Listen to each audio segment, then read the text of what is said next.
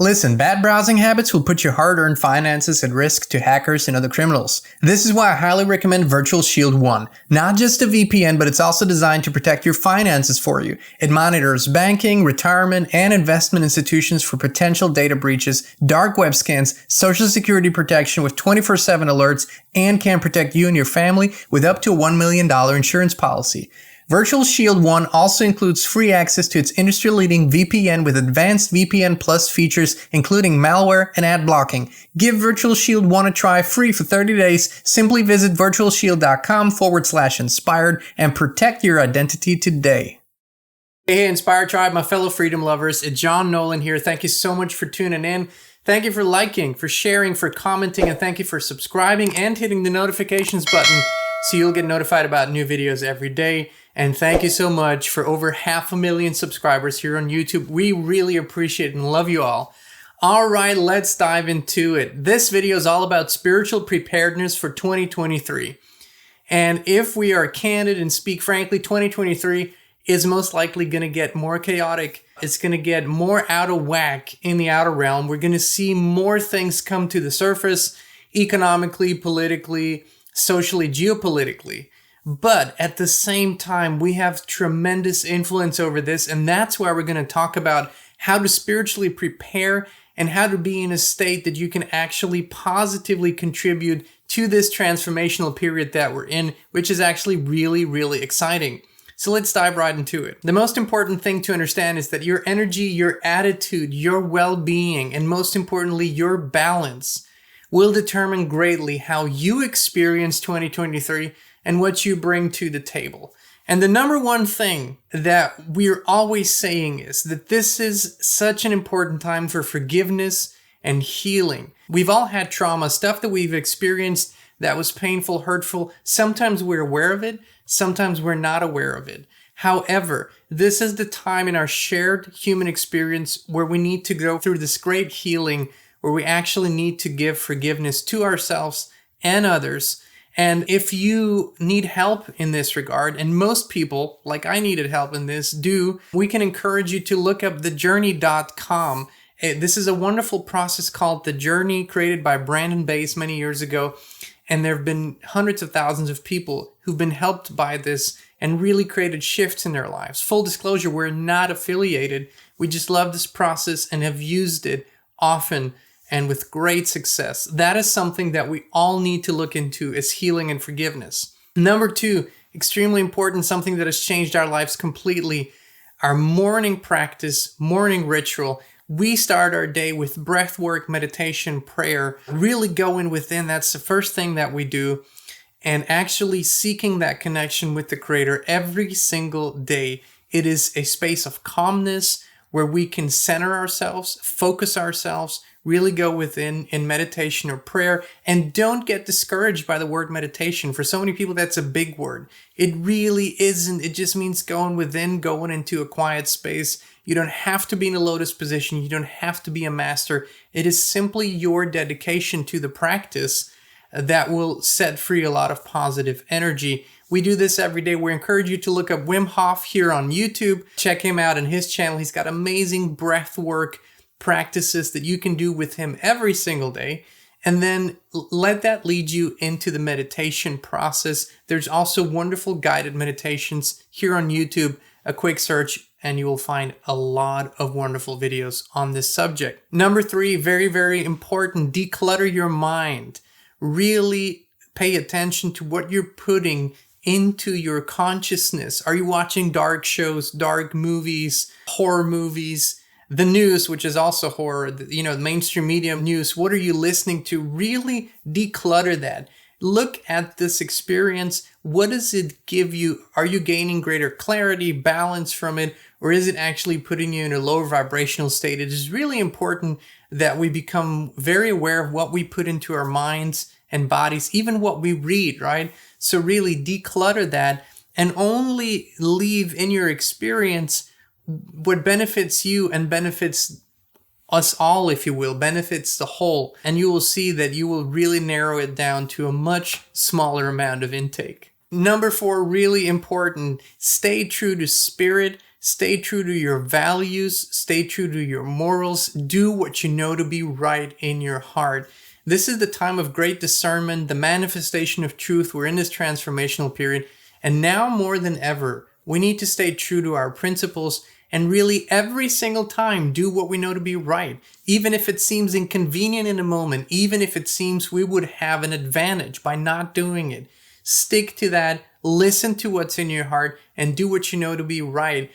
Trust me, please, you will reap the rewards most definitely. This is the path we all need to be and stay on. Number 5, keep a gratitude journal. That's something that we've done for so many years. It's so beautiful, and it doesn't have to be a fancy journal. It can be just a little notebook where you write down every day what you're grateful for, always in the present tense. I'm so grateful for this. I so appreciate that. And just write it out. And it can be very simple things. Sometimes we don't have the big things to be grateful for. But what about the next breath? What about an abundance of water around you? What about the beautiful tree that you can look at? What about the beautiful conversation you just had? Whatever it is, write it out for your family members, for your work, whatever it is that you appreciate in your life. And you can even put stuff in that you don't have in your life yet and just pretend and be grateful for them already. You know what? That's a good trick, and it does a lot of positive in the energetic realm. Also, something that we used to do and are still sometimes doing, now it's becoming a natural thing. I call it gratitude walks, where Christine and I, and then with our kids, we would go on a long walk and we would each take turns saying something we're grateful for. There were 2 rules. You couldn't interrupt or judge what someone else said, and it always had to be stated in the present tense. That's it. You could put in anything you like. No one can judge it. These gratitude walks were great fun. Sometimes for 3, 4, or 5 miles, we would just take turns saying things we're grateful for. Put you in a beautiful state energetically. Number 6, also really important. Face your deepest fear. As I said, in this time of discernment, we need to look even our fears deep in the eye, see what they have to tell us. Maybe there's something there that we haven't acknowledged yet. Write them out. Write your deepest fears out. Don't be afraid. Just put pen to paper and write them out, really with your hand, not on your computer, until you are emptied out, until there's nothing in there, and then turn the page and write down positive things about, that's the exact opposite maybe, solutions to those fears. Write things down that feel really, really good to you. Then take that fear page and in a little ritual outside, go and burn that page of fears and turn it over to the Creator. They don't serve you anymore. You don't need them anymore. Bye-bye fears. This is really, really important. Number 7, spend as much time as possible in nature. Reconnect. Go outside. Look at leaves. Look at squirrels and birds and all the other beautiful animals. Just breathe in the fresh air wherever you are, if it's possible to you. If it's a park, if it's the woods, if it's the beach, collect seashells, gardening, put your hands in the dirt, touch a tree, listen, observe, watch. This connection is so beautiful to our spirit, to our soul, so important. It helps us so much. And so much will come to you just by doing that. You won't even have to really seek or work hard for it. Nature gives so many answers. Reconnect with it. Number 8, really pay attention to alcohol and mind-altering drugs. For a lot of people, it's either recreational or it's even something that they need for certain purposes. But let me tell you this, it's been shown so many times that these substances create holes in our aura. This has been shown even in photographs where you can photograph the aura.